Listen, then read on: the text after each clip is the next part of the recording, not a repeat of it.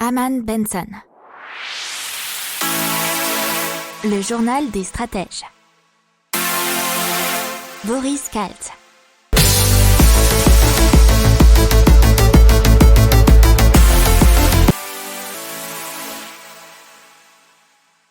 Donc en France, malheureusement, il devrait y avoir pas mal de faillites d'ici 2022 et 100 000 entreprises seraient appelées à disparaître selon Jean-Eudes Duménil, qui est secrétaire général de la CPME, c'est la Confédération des petites et moyennes entreprises. Il a affirmé que malheureusement, autour de 100 000 entreprises seront appelées à disparaître d'ici 2021 ou 2022. Alors, ce qui est un paradoxe, c'est qu'en 2020, il y a eu moins de défaillances d'entreprises que d'habitude, et vous savez pourquoi ? Parce que il y a pas mal d'aides en ce moment, et donc il devrait y avoir mécaniquement un rattrapage pour 2021, enfin fin 2021 ou 2022. Alors la Banque Centrale Européenne, via son vice-président Luis de Guindos, nous a parlé des effets de la vaccination, puisque en fait Luis de Guindos, donc le vice-président de la Banque Centrale Européenne, nous dit que la Banque Centrale devrait réduire ses mesures de soutien d'urgence lorsque le rythme des vaccinations aura atteint un niveau critique en Europe et que le rebond économique s'accélérera. Il a aussi mis en garde contre un maintien trop prolongé des mesures d'assouplissement monétaire de la Banque Centrale, ce qu'on appelle le quantitative easing, estimant que les effets secondaires pourraient être aussi dommageables qu'un retrait trop précoce du soutien monétaire.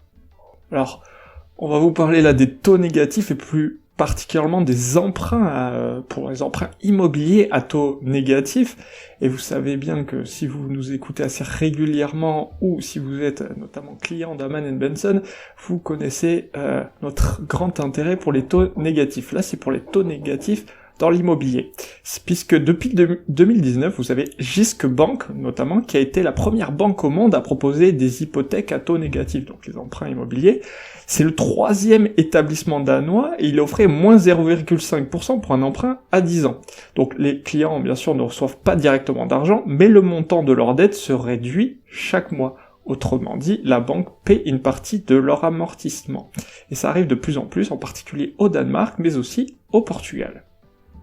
Donc, en cette période de pandémie, l'ONU a publié un rapport avec la CNUSED, qui est la Confédération des Nations Unies pour le commerce et le développement, pour nous parler de l'essor spectaculaire de l'e-commerce qui a été connu sur cette dernière année, bien sûr en raison de la pandémie et surtout d'un contexte de restriction de mouvement. Alors bien sûr, il y a eu des effets négatifs, notamment sur les services de covoiturage et de voyage.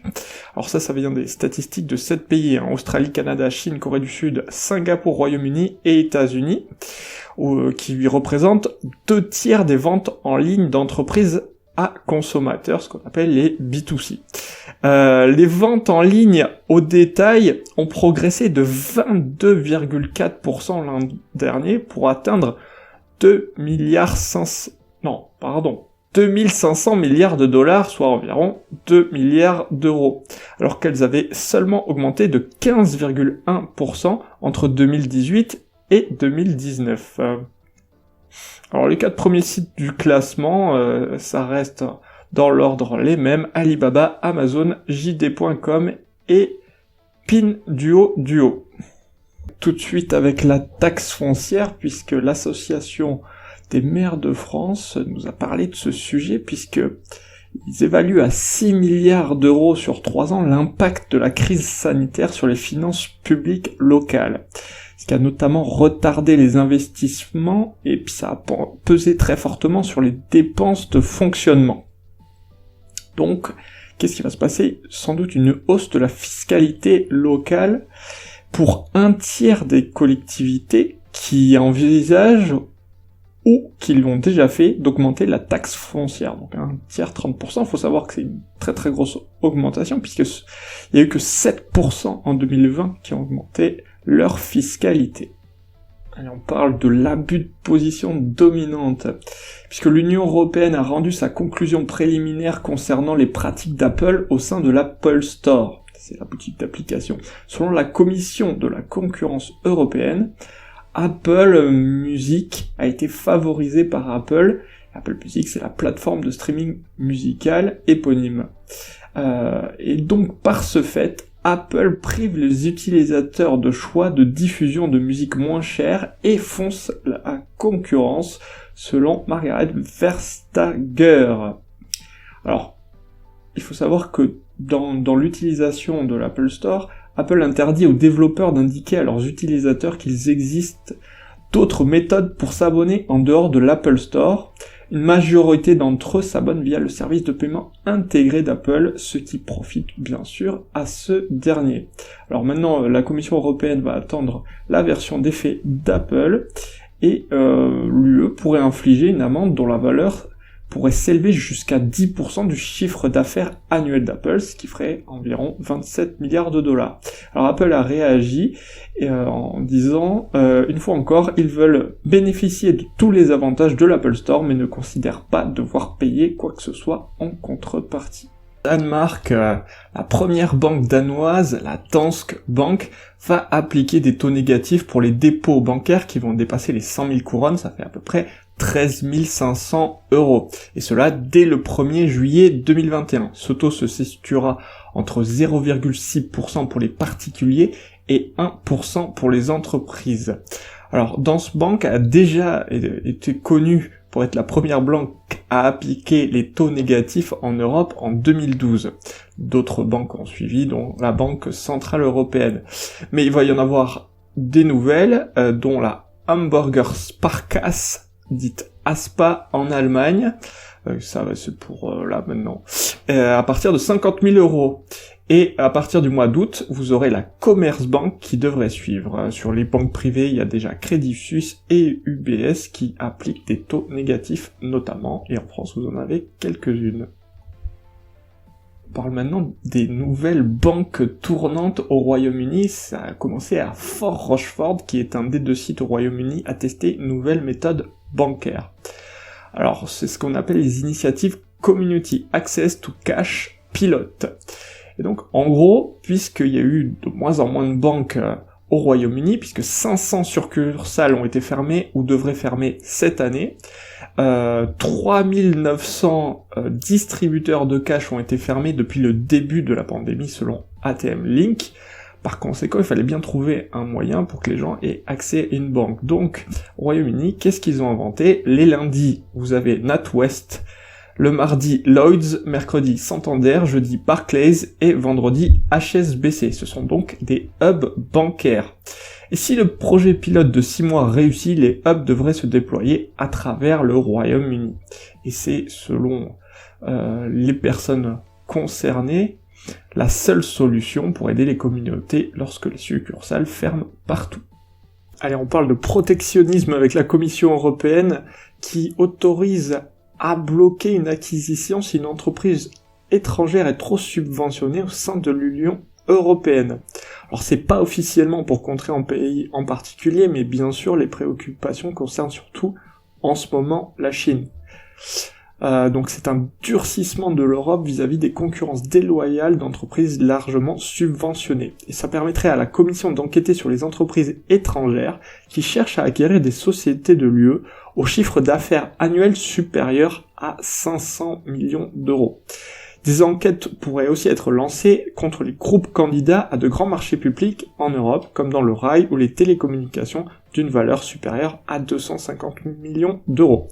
Alors, les prêts à taux zéro, un traitement fiscal préférentiel ou des subventions directes pourraient faire partie des aides considérées comme faussant la concurrence. On vous parle de Radio Shop qui a choisi de se convertir à la semaine de 4 jours, soit 32 heures payées 35.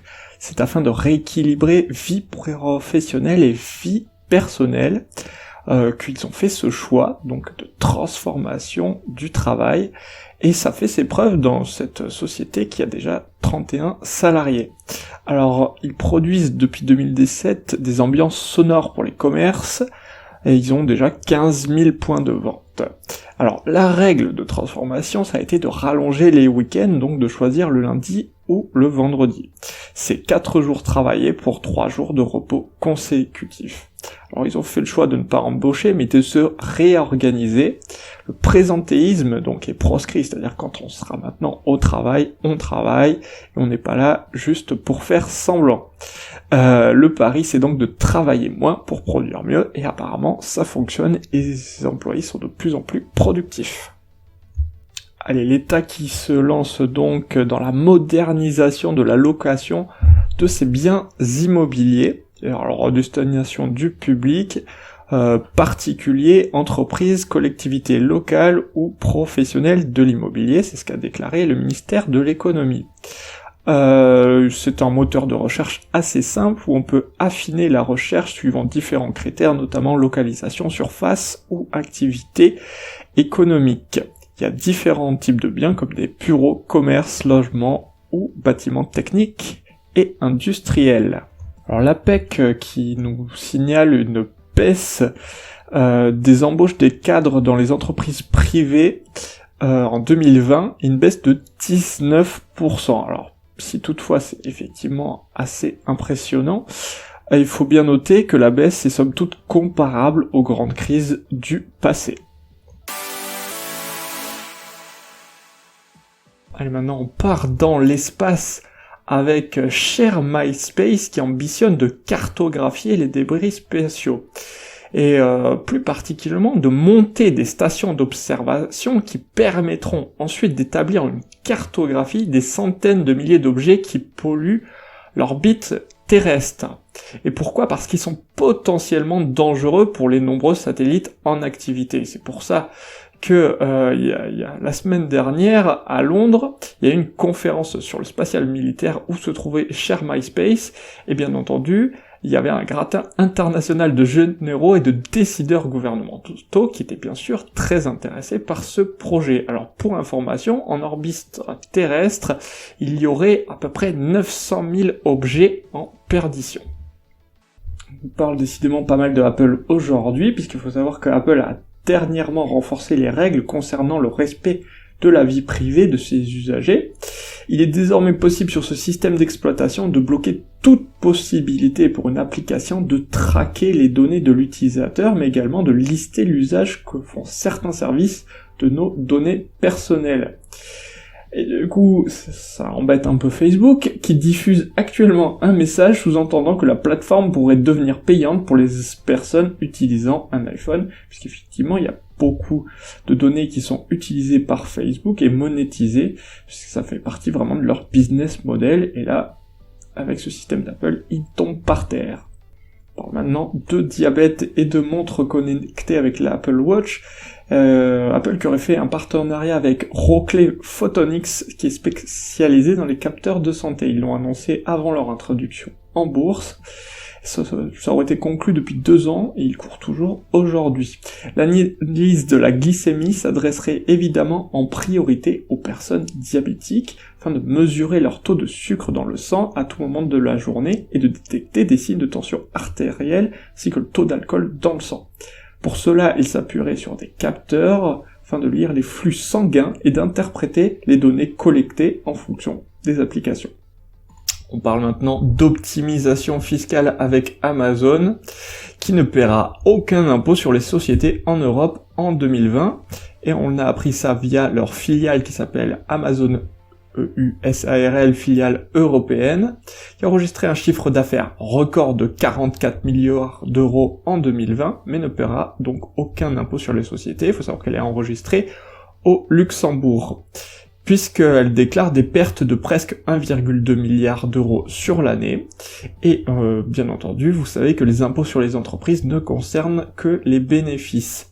Et comme elles ont fait des grosses, apparemment, dépenses d'infrastructures, et bien voilà, elle se retrouve dans le négatif. Et la loi luxembourgeoise a même donné un crédit d'impôt de 56 millions d'euros en raison de ces pertes, qu'elle pourra utiliser avec des futurs profits et d'éventuels nouveaux impôts sur les sociétés. Alors ce crédit s'ajoute déjà à près de 2,7 milliards d'euros de pertes reportées des années précédentes. On parle de streaming musical avec Deezer qui fait une nouvelle acquisition puisqu'elle est mise sur les concerts virtuels en investissant dans la start-up américaine DreamStage, qui est spécialisée dans le live streaming, une solution qui a permis de diffuser depuis août 2020 plus de 50 concerts. Et qu'est-ce que ça permet ? Ça permet non seulement aux artistes de monétiser leurs concerts virtuels, mais aussi de multiplier leurs revenus avec du merchandising et de proposer des expériences VIP, mais aussi des collectes de dons. Le live streaming, c'est une industrie qui devrait générer 6,4 milliards de dollars à l'horizon 2027, selon Deezer. On vous parle donc de rétrofit. Les rétrofits, ça consiste à extraire le moteur thermique d'un véhicule pour le remplacer par une motorisation électrique. Et là, on vous parle plus particulièrement de Noil. Noil qui a été lancé en mai 2019 et qui se lance dans le rétrofit des scooters. Ils ont obtenu l'homologation pour rétrofiter le Solex il y a 3 semaines. Alors ils ont déjà une centaine de commandes pour rétrofiter des Solex, mais aussi 75 autres pour des Peugeot 103. Ils espèrent avoir l'homologation dans les prochains jours. Ils ont un réseau d'une quinzaine d'installateurs un peu partout en France. Alors la batterie, elle est installée sur le porte-bagages arrière, et le moteur électrique tient dans le même cylindre sur la roue avant que le prédécesseur thermique. Alors, il ne dépasse pas les 30 km/h et a une autonomie d'une trentaine de kilomètres, et la batterie est amovible. Alors, ils espèrent une 3e homologation pour les Vespa PX d'ici la fin de l'année. Dans les 3 années à venir, ils aimeraient aussi obtenir des homologations de kits d'électrification pour 15 à 20 modèles de 50 à 125 cm3. Le coût, c'est pour un Solex 499 € pour un particulier avec la prime de l'État déduite, pour une Peugeot 103 899 €, et pour convertir les 2 roues 250 d'ici à la fin de l'année, et 10 000 dans les 5 ans. On parle maintenant de Bro, qui est une innovation française qui a vu le jour en 2018 en région lyonnaise. C'est un appareil qui prend la forme d'un Y, et d'où son appellation originale YY. La brosse fait penser à un protège-dents, et toutes les dents sont ainsi englobées. Et avec une pression sur un bouton de support, les 35 000 filaments de nylon, seul matériau efficace pour les filaments pour retirer la plaque dentaire, vont brosser simultanément les dents et les gencives. Il y a plusieurs modes de plusieurs secondes. Et en utilisant la brosse 2 fois par jour, il n'y aura besoin de le recharger qu'une fois au bout de 2 à 3 mois. Donc ça fait une super autonomie de batterie. Alors la brosse s'adapte à toutes les mâchoires et toutes les dentitions. Ils ont déjà 20 employés sur leur site, et les brosses sont fabriquées sur le site de production en France. Et il faut savoir que le prix est environ de 140 € au lieu de 180 d'habitude. Allez, maintenant on passe à la Tour Elitis. Qu'est-ce que c'est ? C'est un immeuble qui est unique en France, puisqu'en termes d'électricité, ne coûte rien ses locataires. Pourquoi ? Parce que c'est une tour d'habitation à énergie positive. C'est bien sûr la première en France. Ça veut dire que l'immeuble produit plus d'électricité que ses habitants n'en consomment. Alors elle a été inaugurée en 2018 et elle accueille 63 locataires. Donc l'immeuble couvre 104% des besoins des habitants en énergie. Il y a notamment 400 m² de surface de panneaux photovoltaïques sur le toit, mais aussi des doubles vitrages renforcés, de larges persiennes aux fenêtres. Tout ce système permet aussi d'économiser de l'énergie, et notamment aussi grâce à une application qui peut être pilotée à distance, qui permet aux locataires de limiter leur consommation. Alors c'est une première en France, mais apparemment il va y avoir des petits frères et sœurs, puisque de nouvelles tours à énergie positive vont apparaître prochainement à Dijon, mais aussi à Saint-Étienne. N'oubliez pas de vous abonner au podcast, mais pourquoi pas aussi à notre newsletter La Lettre des Stratèges, qui est gratuite, vous en trouverez dans les infos de l'émission, mais aussi sur notre site internet Aman & Benson Stratégie, rubrique média La Lettre des Stratèges. On vous parle de Biodemain, qui vient en aide aux agriculteurs au moment de leur conversion au bio. Alors, le label agriculture biologique est compliqué à avoir, il prend un peu de temps, et il y a une période de conversion.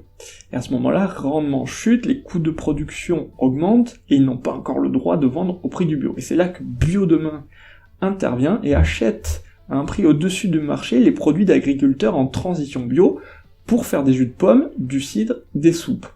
C'est une façon d'aider les agriculteurs dans l'étape délicate vers le bio. Alors à ce jour, ils accompagnent une trentaine d'agriculteurs et ils ont déjà levé 1,2 million d'euros. Et dans leur objectif de grandir, ils souhaitent accompagner 500 agriculteurs d'ici fin 2022.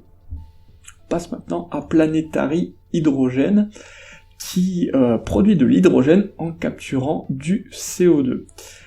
Donc ils peuvent extraire du CO2 de l'air et le transformer en bicarbonate qui se retrouvera ensuite dans l'océan, ce qui permet ainsi de réduire son acidité. Il s'agit d'une capture directe du CO2 dans l'air, doublement améliorée, puisque le CO2 capturé ne doit pas être stocké sous terre sous forme gazeuse, il est définitivement éliminé, et le procédé produit en plus de l'hydrogène vert. Alors leur procédé consomme du CO2, c'est 40 kg à peu près, alors que habituellement ça en crée, ce procédé de fabrication d'hydrogène.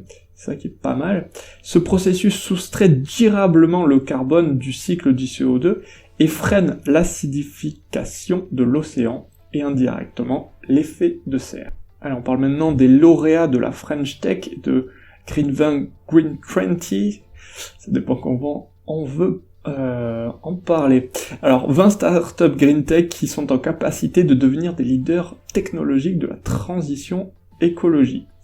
90% des startups lauréates participent à la réduction des gaz à effet de serre, 70% contribuent à la réduction des déchets, 60% ont un impact positif sur la qualité de l'air. Bien entendu, elles sont toutes françaises. Alors, on a Life, Lactips, MasterUp, Greenly, Algama, BFC, DeepKey, DualSun, Entech, HelloWatt, Carios, Metron, NameR, New Plants, Ombrea, Poly2Poly, Spereka, Tupi, Urban, Canopy, Waga, Energy. Vraiment, on les a toutes. Il faut savoir aussi que 25% de ces startups retenues ont été fondées par des femmes. On passe à l'énergie solaire qui est au secours pour le dessalement des eaux. Alors, il faut savoir que chaque jour, 100 millions de mètres cubes d'eau sont dessalés dans le monde, et que seul 2,5% d'eau disponible sur Terre est consommable. Selon l'OMS, un tiers de la population mondiale n'aurait pas accès à une eau salubre. Et donc, la désalinisation, qui est donc une solution pour avoir accès à une eau potable, génère l'émission d'environ 80 millions de tonnes de CO2 par an, et ces émissions augmentent de 10% chaque année. Alors, pour pallier à ce problème, les deux entrepreneurs de Mascara NT, une entreprise spécialisée dans le traitement de l'eau à l'aide d'énergie renouvelable, ont lancé Osmosun. Osmosun, qu'est-ce que c'est ? C'est dessaler l'eau de mer dans les zones en stress hybride les plus reculées grâce à l'énergie solaire. Alors ça a vu le jour en 2016 à Abu Dhabi. Maintenant, il y a une trentaine d'unités implantées dans le monde, notamment en Indonésie, en Australie, en Kenya et sur l'île Maurice. Allez, on passe à l'énergie éolienne qui pourrait générer 3,3 millions d'emplois d'ici 5 ans, selon le Global Wind Energy Council. Alors cela comprend l'énergie de l'éolien terrestre, mais également offshore, dans des domaines de l'installation, fabrication, planification et développement de projets, ainsi que l'exploitation et la maintenance. L'industrie a déjà prévu d'installer 470 gigawatts supplémentaires de capacité onshore et offshore entre 2021 et 2025. Les États-Unis ont déclaré vouloir étendre leur capacité éolienne offshore à 30 gigawatts d'ici 2030. Le Royaume-Uni souhaite que sa capacité éolienne offshore atteigne 40 gigawatts d'ici 2030. Quant à l'Union européenne, elle souhaite que les installations offshore atteignent au moins 60 gigawatts d'ici la fin de cette décennie et 300 gigawatts d'ici 2050. On parle de recyclage des métaux rares avec Mekaware qui souhaite complètement transformer le marché puisque Ils veulent créer une nouvelle filière d'approvisionnement en métaux rares pour le secteur très consommateur de la mobilité électrique en recyclant les cathodes de batterie avec une nouvelle technologie écologique et compétitive. C'est une nouvelle technologie de recyclage des cathodes hors d'usage, beaucoup plus compétitive, qui sera 30 à 50% moins chère que les techniques actuelles et 20 à 30% moins chère que le coût des métaux. Alors la cathode sera réduite en poudre, solubilisée dans un bain d'amine et CO2, captée dans les fumées industrielles et traversée par une injection de bioéthanol pour provoquer un changement de polarité et pratiquer une extraction dissociée sélective des différents métaux. Nickel, cobalt, lithium ou manganèse, qui précipitent sous forme de carbonate ou de sel. Le taux de récupération serait de 99%. Alors ils vont lever normalement de nombreux fonds, donc 5 millions d'euros par exemple très prochainement pour 2 démonstrateurs et 3 pour une unité pilote. La construction d'une usine d'une capacité de 5000 tonnes sera opérationnelle apparemment en 2024. Ça coûtera un investissement de plusieurs dizaines de millions. On part de OO par Notepla qui propose des capsules d'eau emballées dans une membrane d'algues comestibles. C'est un nouvel emballage qui est respectueux de l'environnement à partir d'algues cultivées dans le nord de la France. L'eau ou tout type de liquide est contenue dans une membrane comestible et biodégradable, laquelle peut être consommée en même temps que la boisson ou simplement être percée pour pouvoir s'hydrater. Alors contrairement au plastique, il est compostable à la maison et ne contamine pas l'environnement. Ils ont déjà développé une gamme de produits du sachet traditionnel aux boîtes de repas à emporter en passant par les capsules d'eau baptisées OO. On parle de développement durable avec l'ONU et une nouvelle plateforme pour atteindre tous ces objectifs de développement durable pour chacun des pays. Et cette plateforme s'appelle RIES4CA et c'est l'objectif d'un nouvel outil basé sur l'intelligence artificielle présenté par l'Organisation des Nations Unies et le Basque Center for Climate Change. Et donc, les comptes écosystémiques produits par les pays suivront l'impact des écosystèmes naturels tels que les forêts et les zones humides sous la forme d'indicateurs économiques et physiques. Il faut savoir que cette plateforme continuera à se développer dans un avenir proche en ajoutant une fonctionnalité permettant de dériver des indicateurs qui permettent d'évaluer les progrès vers les objectifs de développement durable et le nouveau cadre mondial de la biodiversité post-2020.